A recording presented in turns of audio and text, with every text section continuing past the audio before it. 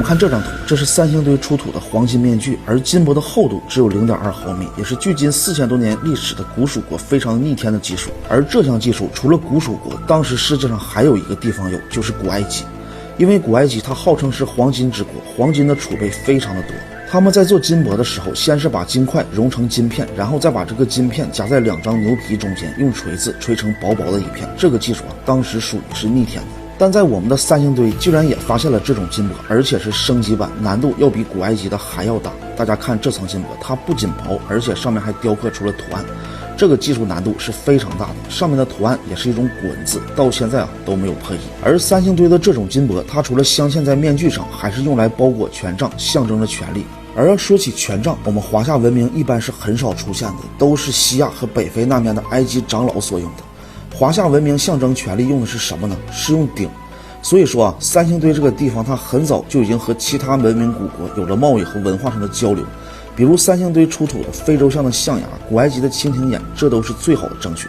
可是我们从时间线上看，三星堆古蜀国这可距今有4000多年的历史，要比春秋战国时期还要早1000多年，这就很奇怪了。教科书上说明朝郑和下西洋1405年才开始大规模的访问海外之国，但是为什么4000多年前的古蜀人就已经和古埃及有贸易和文化的交流呢？在我们认为那种蛮荒时代他们是如何解决交通问题的？三星堆出土了很多文物，就让我们1900年进行仿制都是丝毫不可能实现的。这是1900年清朝的真实影像，街头随处可见的不是商贩，而是乞丐，底层百姓为了谋生存加入了所谓的丐帮。在这种大环境下，我们甚至怀疑我们的历史它一定存在着严重的退步。这是考古出土的秦国箭头，3个面最小的误差值能达到 0.02 毫米，非常接近现代机床的加工精度。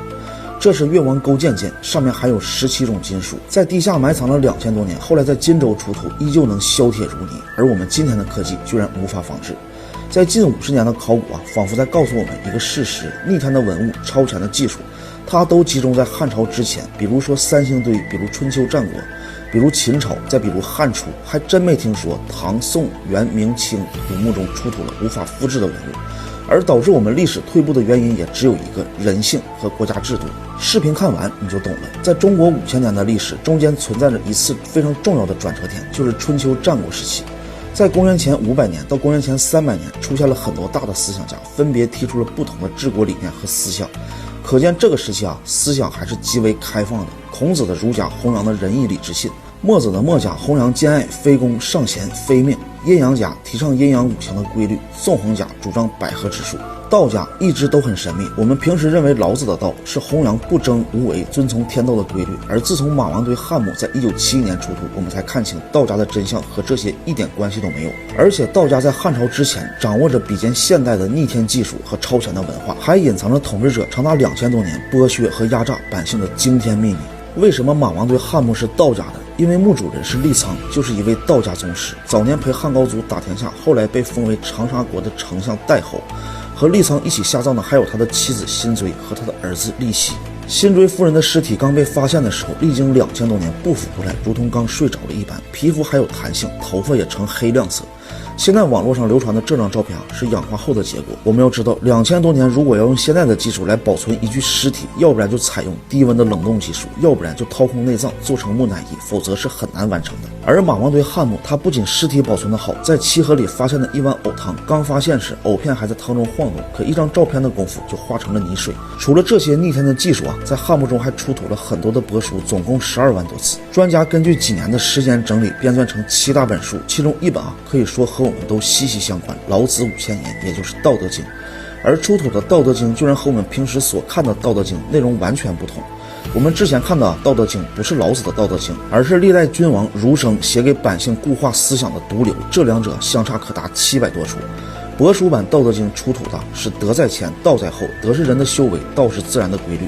德在前呢，是更注重人的修为；道在前是更注重天道的规律，这是主动和被动的区别，所以在影响后人的意义上是巨大的。而内容上的篡改更加的离奇，曲则全，枉则直，这是我们从小就学的一句话。而出土的帛书上写着曲则进，枉则定。原来老子的进和定是想让我们勇敢坚定，而不是所谓的委曲求全的这种毒鸡汤。我们的书中还有一句话叫与善人言善信，居然出现了仁义的字眼，而马王堆出土的帛书上写着于善信，这个改动就比较大了。老子的本意与善信呢，根本就是和仁义扯不上丝毫的关系。学习仁义是给我们带不来任何的好处，所以就不要再学了。而更有毒的呢，上善若水，水利万物而不争，这可是我们书中的洗脑神句。别说青少年了，就连企业老板的办公室也是经常出现的这句话。而出土的帛书上写的居然是上善治水，水利万物而有敬。无论你如何理解有敬这两个字，它都和不争无为没有一点的关系。历代君王为了护卫皇权，固化民众思想，把原本这么强悍的文化改成这种让人失去斗志、失去竞争的思考方式，也是煞费苦心。而最可悲的是，假的《道德经》我们竟然学了2000多年。了解历史的都知道，为什么从汉朝开始，统治者开始大力弘扬董仲舒的新儒学，让新儒学成为盛世，其目的就是护卫皇权和贵族的身份，用来打造一个阶级分化的等级社会。所以才有了后来的士农工商、男尊女卑、官民分等、嫡庶分等，拉开贫富差距，实现让贫苦百姓家出生的孩子永无翻身之地。所以在汉朝之后，商人和创业者这种身份地位极其低下，不认识点士族为官者，可以说是寸步难行，举步维艰。如果上层想压榨下层，根本不需要任何的理由，随时看心情。